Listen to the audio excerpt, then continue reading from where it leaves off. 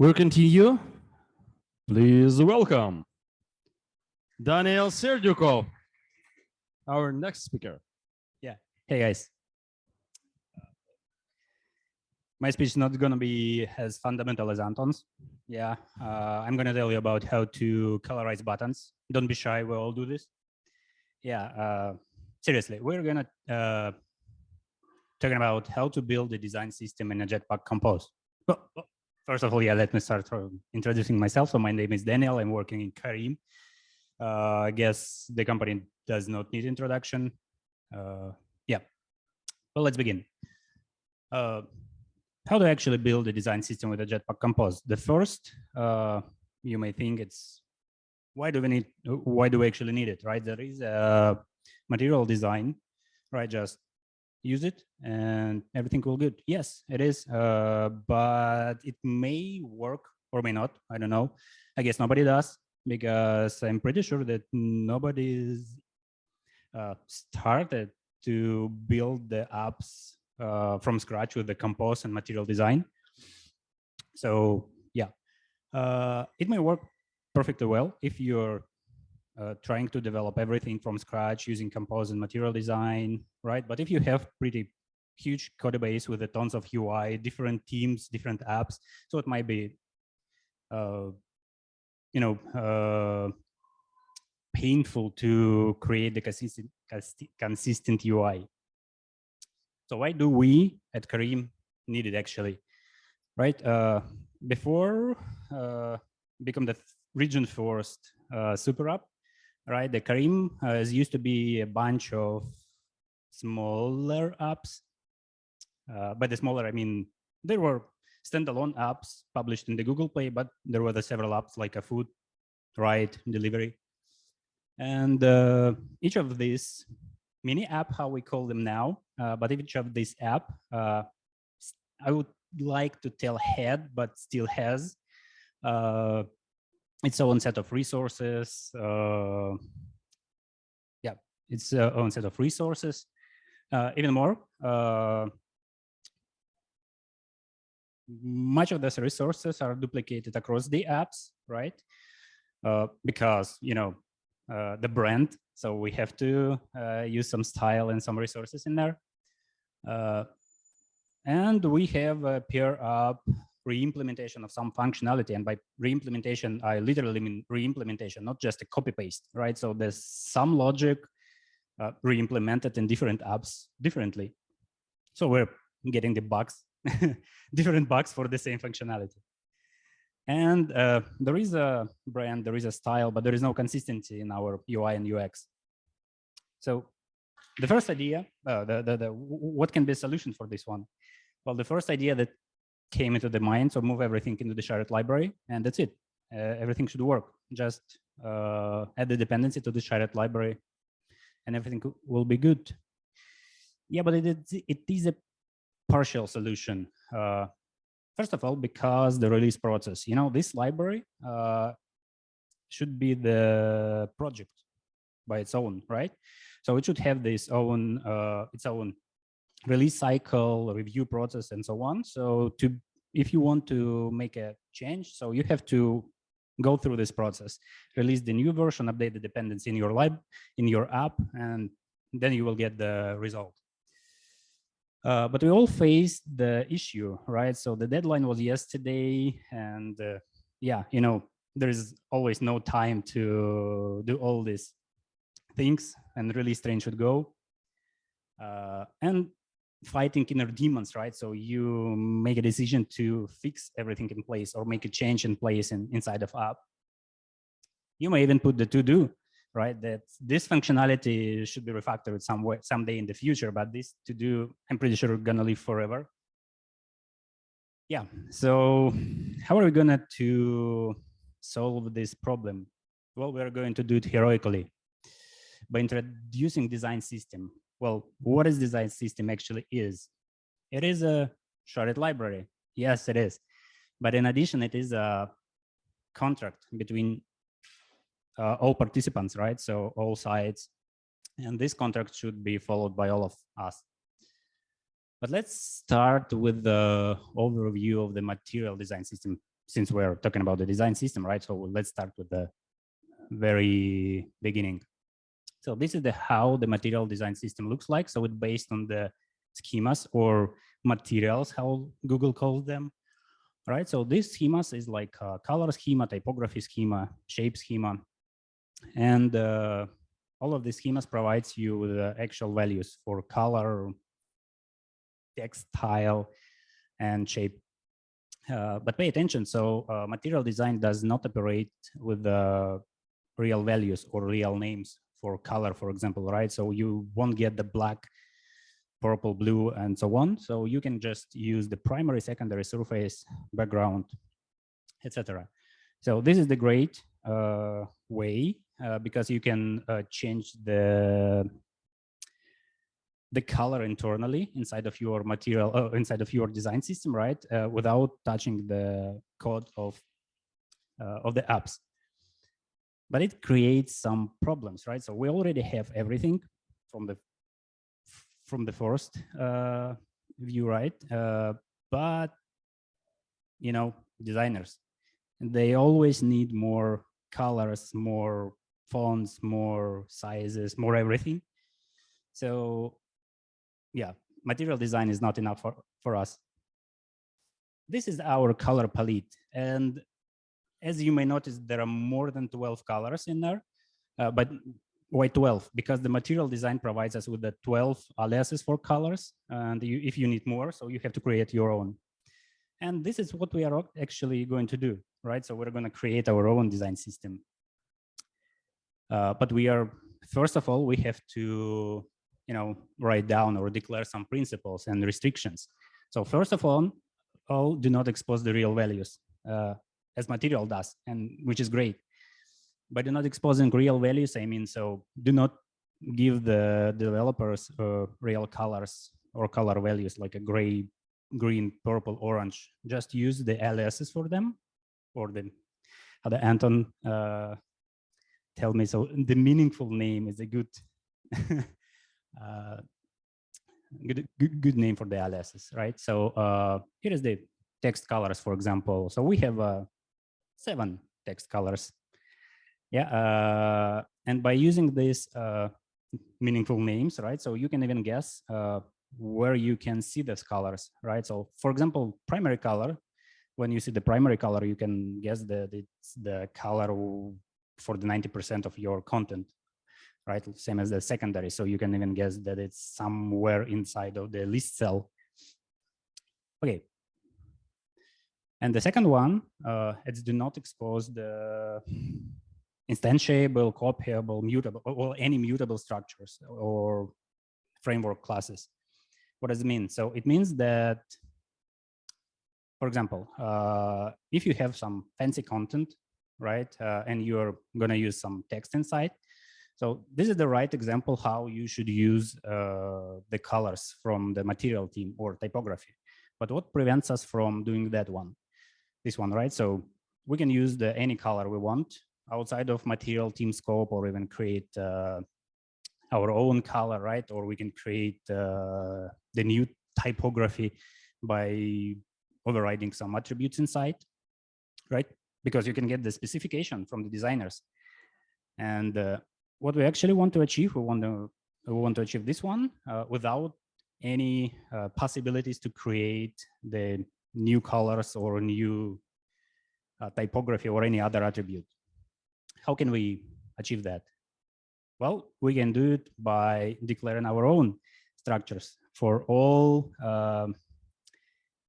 attributes, right? So here we are using pretty lightweight value classes, which is just a wrapper around the compose color, right? And that's it.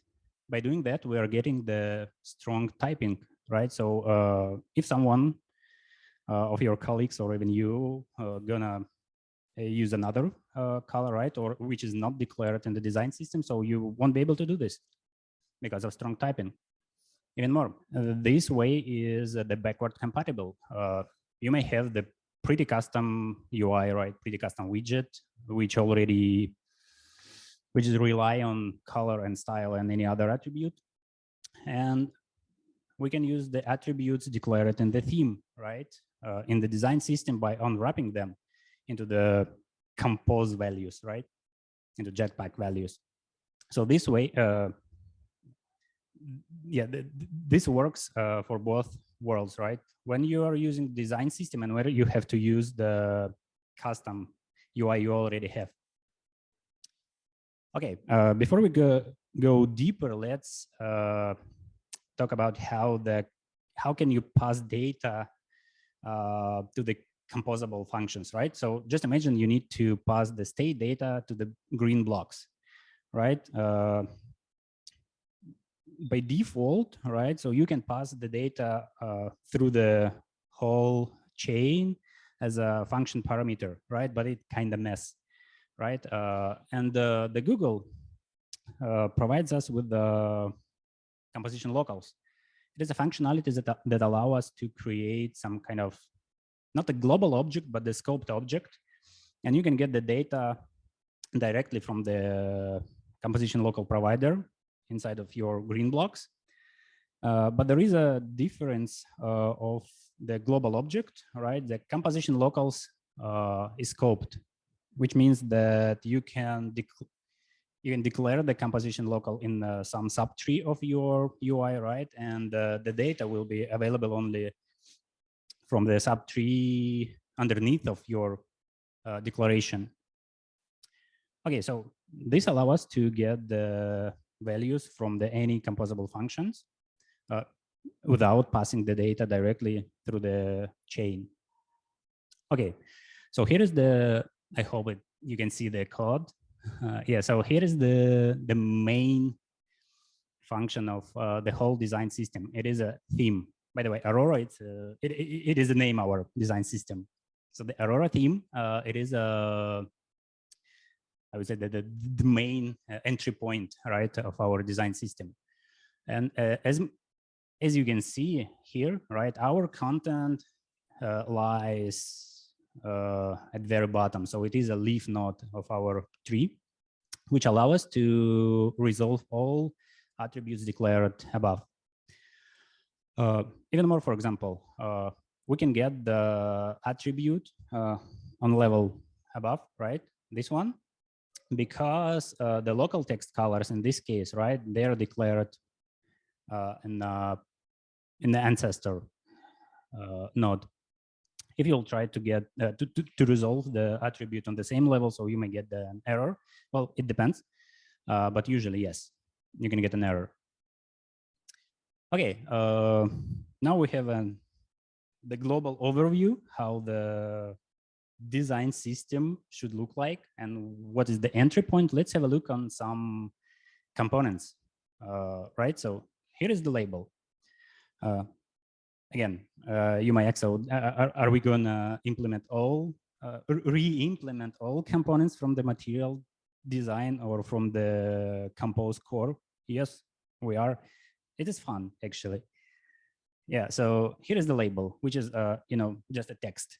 The most useful component in every app.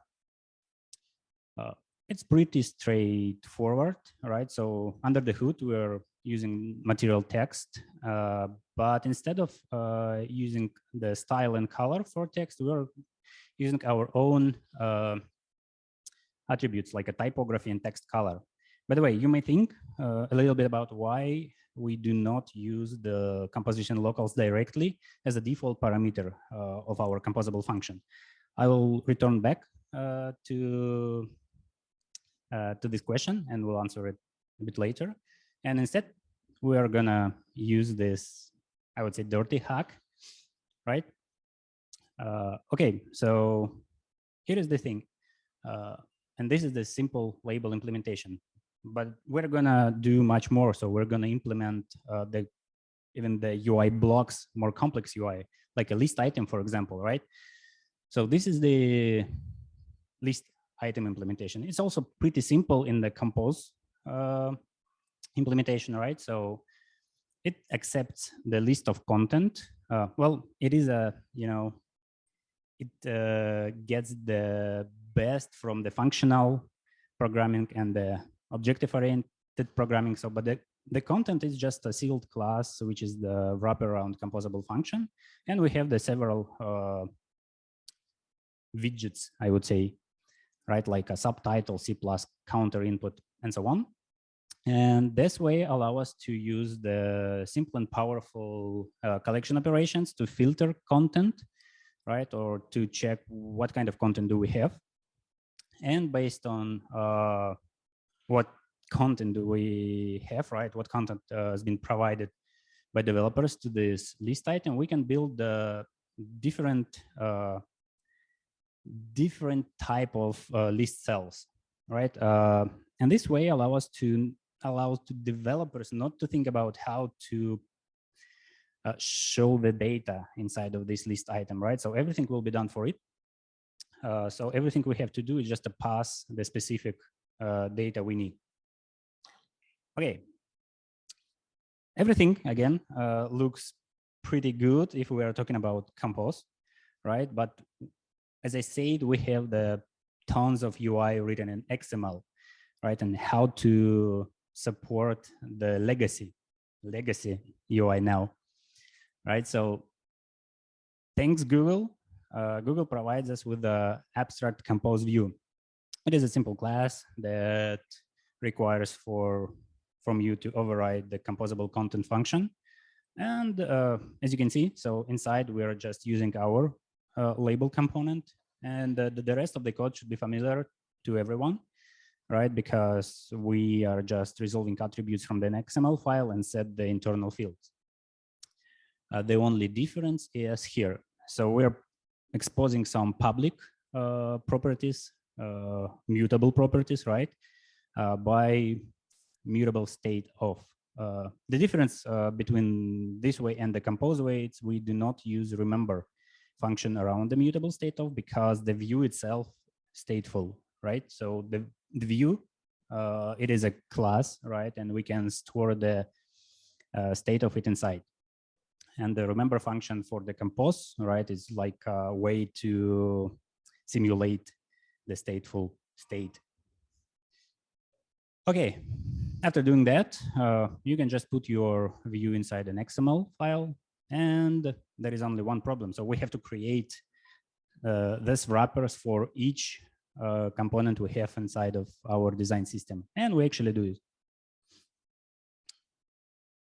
Okay, let's return back to the label and implementation. And do you know why we are not using the local composition locals inside as a default parameter for our function? Any guess? Yeah. Okay. Yeah, it is because of the backward compatibility. Again, if we have a look back onto the XML view, right? So to be able to use the composable composition local attributes, right? So we have to be somewhere inside of these green blocks underneath the composition local providers, right? Which means that our content should, again, lies inside at the very bottom of our theme, right? Which means if it's not, so we won't be able to resolve those attributes again, which means that we have to, wrap each our component into the Aurora theme, right? To be able to get those attributes, but it's kind of expensive, right? And instead of this, we use this hack, right? We use kind of Aurora Scope, which is also a composable function. And everything it does, it just checks that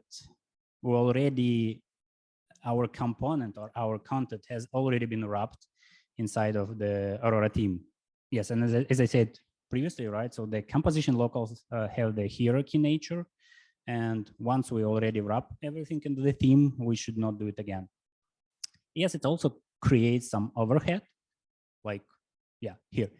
Each component wrapped into the Aurora Scope, and it is create an overhead, right? But it's much less overhead than we would wrap everything into Aurora theme, and it has the more, it's allow us to switch to use their design system less painfully, right, for the developers, because they shouldn't think about how to wrap everything into the theme, or should they do this, or how to use the XML UI inside of composable UI, etc. Right? So this is how we solve this problem. Okay, here is the summary. Right? What is the design system actually is? So it is a, first of all, contract between all participants. Everybody should follow. Secondly, it is a framework which has the several layers, I would say, right? Like a foundation layer with the typography, colors, elevations, icons, so all foundation attributes. Then components layer, which based on the foundation layer, right, with the simple components like a label, text, link, button, checkbox, etc. And the content, which is a layer with the complex UI blocks like a list item, card item, search field, tabs, etc. And the last but not least, it is the demo app. Well, of course, I'd like to say that we have 100% unit test coverage inside, but we're not yet. Yeah, and but the unit test, it's just for the developers. For the designers, we have a demo app. I hope it'll work. Yeah. So for the designers, we build the demo app. So this app built completely with the design system, right? It provides designers the way to test the components they designed and we implemented, right? So we have the demo app for both iOS and Android. And yeah, so you can see how it works here.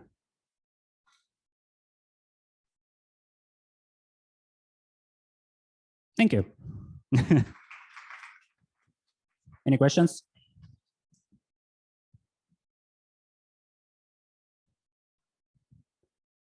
Don't be shy. Yeah, don't be shy.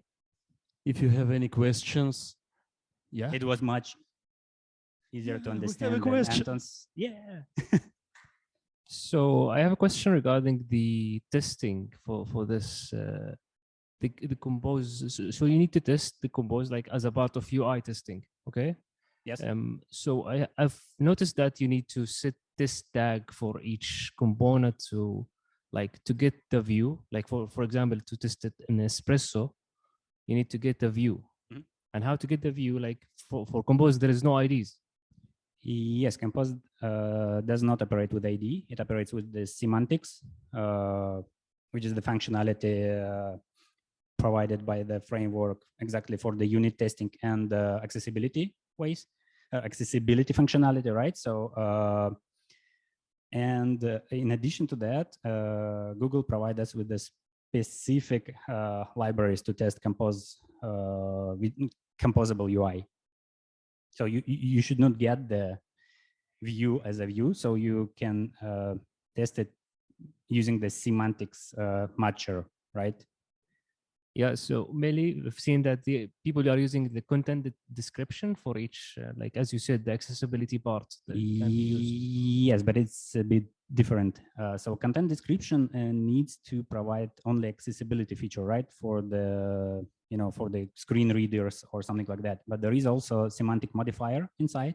So just imagine that you have, for example, the text or button or something like that. So you should not provide the content description for that, right? So instead, you can provide the semantics modifier, or if you not, so the framework does it internally, right? So it uses the text on the button or text on the text, right, as a semantic modifier, right? So, and you can just find the view by the content in it.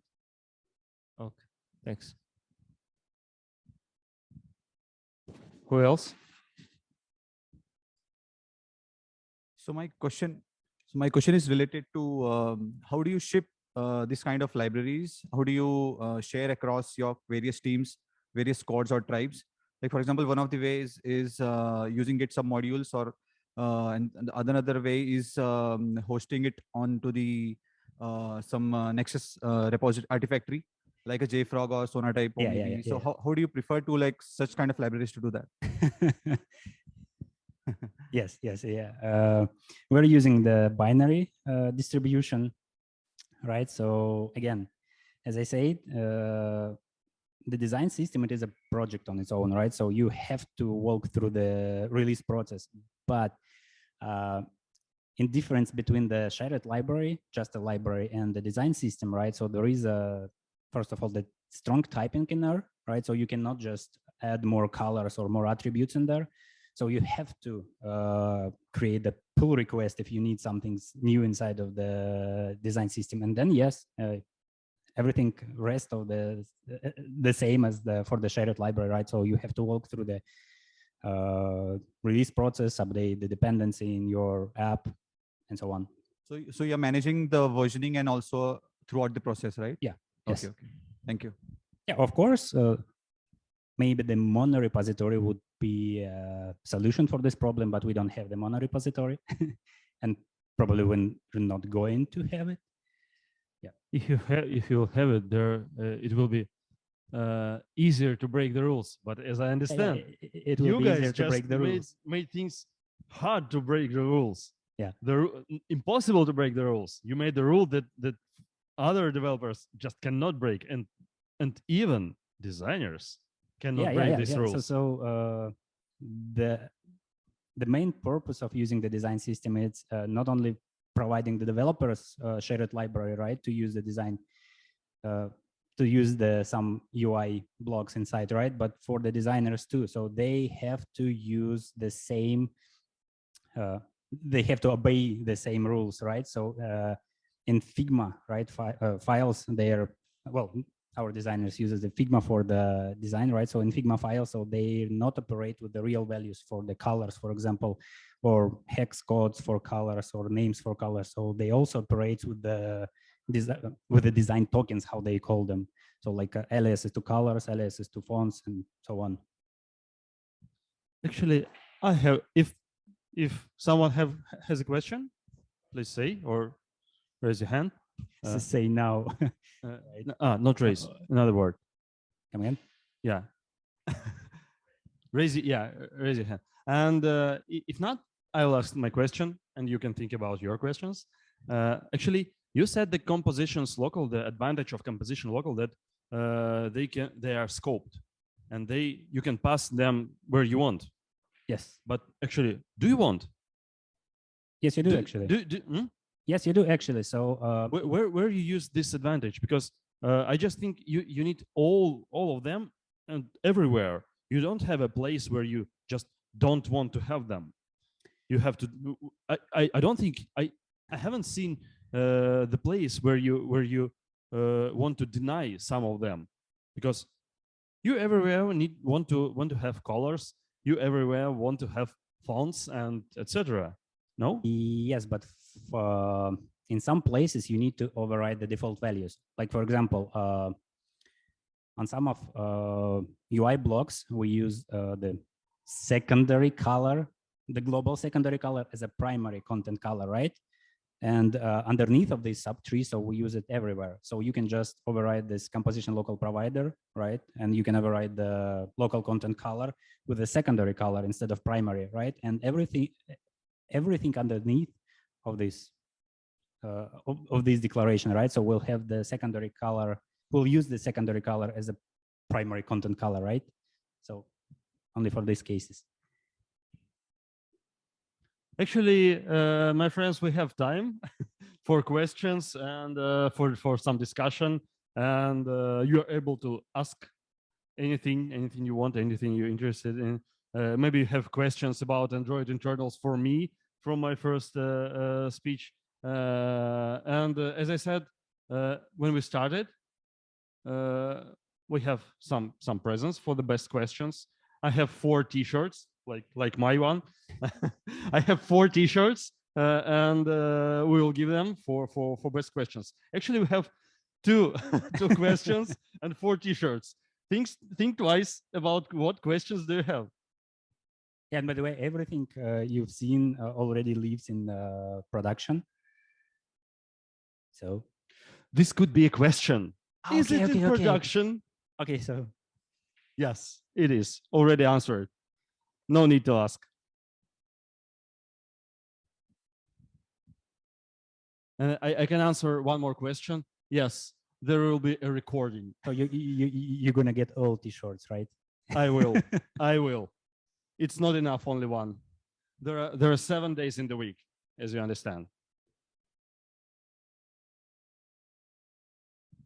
Okay, if no more question, we can finish. And of course, we have time just for communication, discussion of everything. But we were glad hosting this meetup.